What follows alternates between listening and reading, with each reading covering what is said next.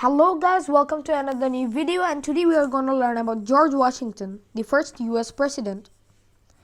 So as you can see on the screen, here is a picture of George Washington, and he was born in Virginia in USA in 1732. He became the first president of the United States and was known as the father of the nation.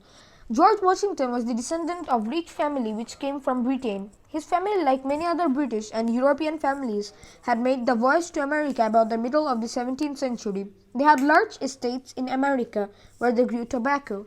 When George Washington was 20 years old, he took over the estates and lived a comfortable life. He was rather like an Englishman of that time. He liked riding, shooting, hunting, and sports of all kinds. At that time, a war broke out between France and Britain. One of the reasons was the struggle for supremacy of America. George Washington left his country states and joined the British forces. He was a very successful soldier and a good horseman. He soon earned a name for himself as a brilliant officer. Over here you can see pictures of George Washington fighting for the British. In those days, the British officer of America was under a general called General Braddock. Washington also served under him. Braddock was not young and was old, and his ideas were very old-fashioned. He wanted to continue to fight battles as soldiers had done for hundreds of years before him. Washington, on the other hand, was full of new ideas. He wanted to make use of Native American soldiers because they were good horsemen and clever at living in the forests. But General Braddock did not agree. In those days, the uniform of the British soldiers was red, with plenty of brass buttons, buckles. Washington realized that soldiers dressed like this could easily be seen from a long distance. Washington was right. A force of British troop, infantry and cavalry was on march. Unfortunately for them, they had been noticed by some French soldiers. The French carefully hid behind the trees and rocks. As the British came fast, the French attacked them fiercely. Within a few minutes, half the British soldiers were dead on the ground. Washington himself escaped, but his horse was shot.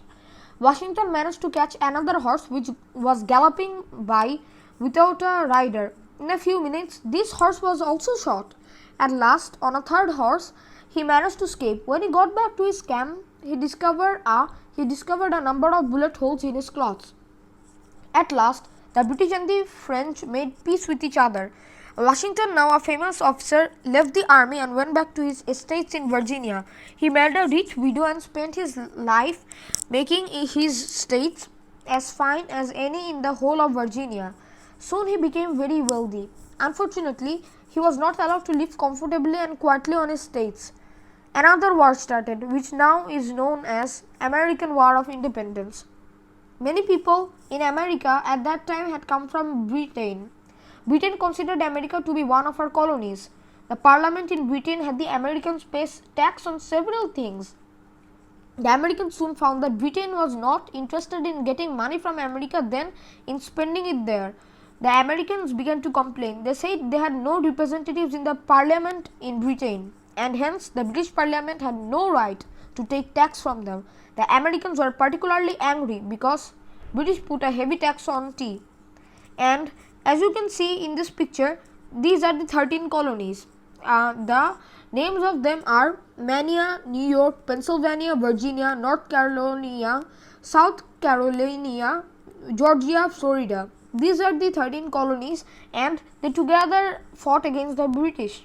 In 1773, some ships carrying tea arrived in Boston Harbor. Some Americans dressed up as Native Americans went on board the ship and threw all the tea into the sea.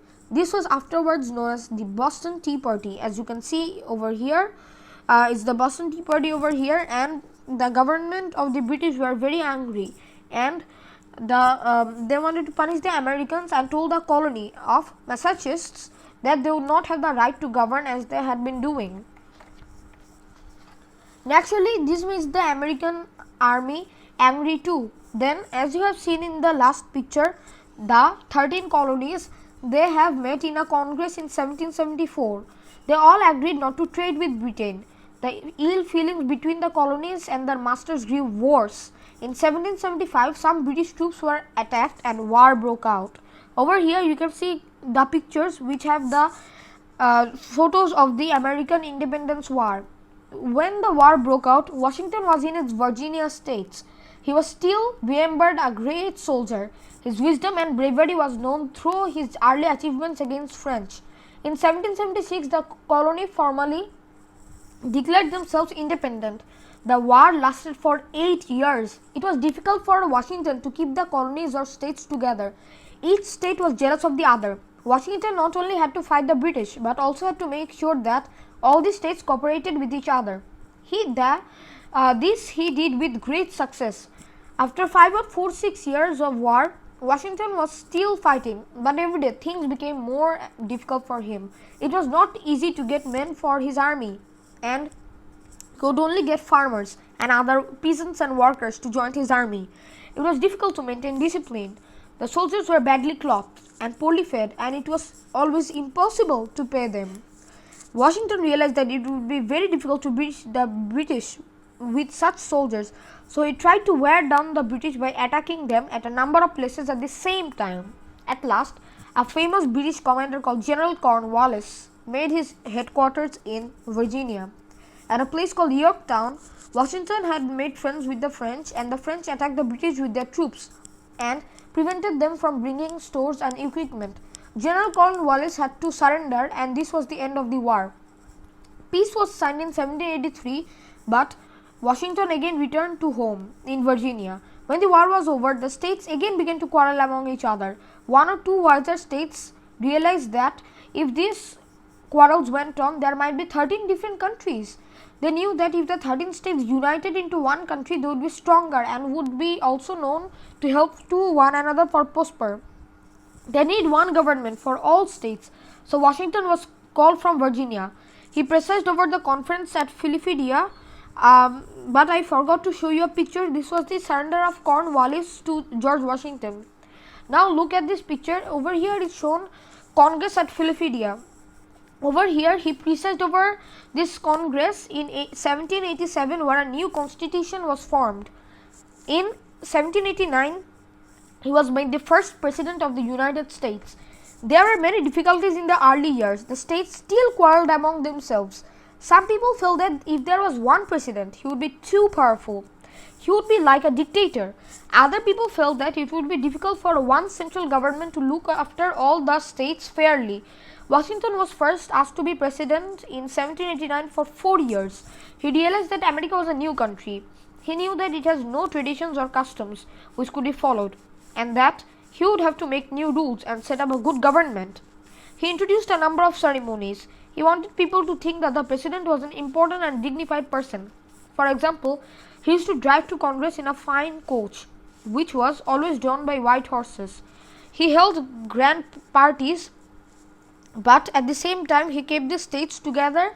He made new laws about owning land and refused to fight on either side in the wars which started between France and England. Washington was asked to serve the president for a second term of 4 years. Then he found two separate parties were being formed in the Congress. One party was called Federalist Party. This was led by a man called Hamilton. They thought that the government should be a central one and that the states should be bound by all the rules of the center. The second party was called Republican Party. They were led by a man called Jefferson. They wanted the states to have more power than the center. Washington tried to bring these two parties together, but the Republicans attacked Washington. For this, Washington went over to the side of Federalists. After his second term of 4 years, people wanted to serve him for another term, but he refused and went back to his states. The Americans in the years followed that respected him more and more, and he has gone down in history. The man was first in war, first in peace, and first in the hearts of his countrymen. The tomb of George Washington lies in the Mount Vernon in Virginia, USA. He died on December 14, 1799. Thank you guys for watching my video, and please like, comment, share and subscribe my channel. For today, I am ending this video. The end.